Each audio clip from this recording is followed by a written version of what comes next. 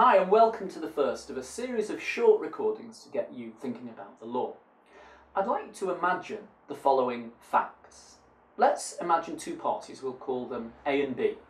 They are sat before a judge, let's call him Justice Bent. Justice Bent gives the following judgment in the case of A and B. Here's a quote from Justice Bent. Ladies and gentlemen, today I'm giving judgment in the case of A and B.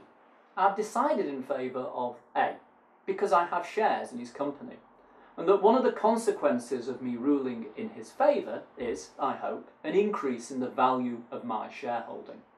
I did of course consider this before I made this judgment, and tried to hold these facts out of my mind when I was making the judgment. Okay, let's say that's the first case that Justice Bent has heard. I want to now give you a second imaginary case that Justice Bent is hearing. This is his judgment then, let's call it the case of C. We've had the case of A and B, this is going to be called the case of C. So C, in these imaginary facts, has been accused of terrorism-related offences and is facing deportation to a different jurisdiction. The evidence against C was given in closed court. What this means is that neither C nor C's lawyer was able, or given a chance, to look at this evidence or indeed to scrutinise it and make arguments about it in open court. C has argued all along that the evidence against him that was heard in open court was obtained by torture.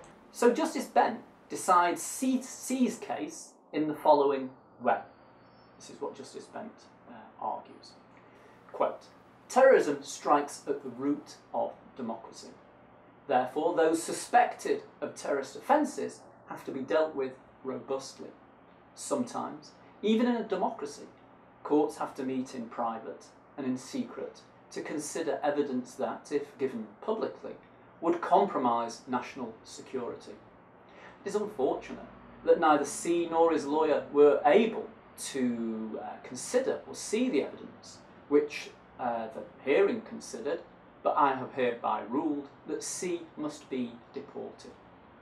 End of the quote. Here's the question. Do you agree with Justice Bent's ruling and arguments in the case of A and B and in the case of C? Jot down some reasons for your answer, and in the next recording we'll think about this very point.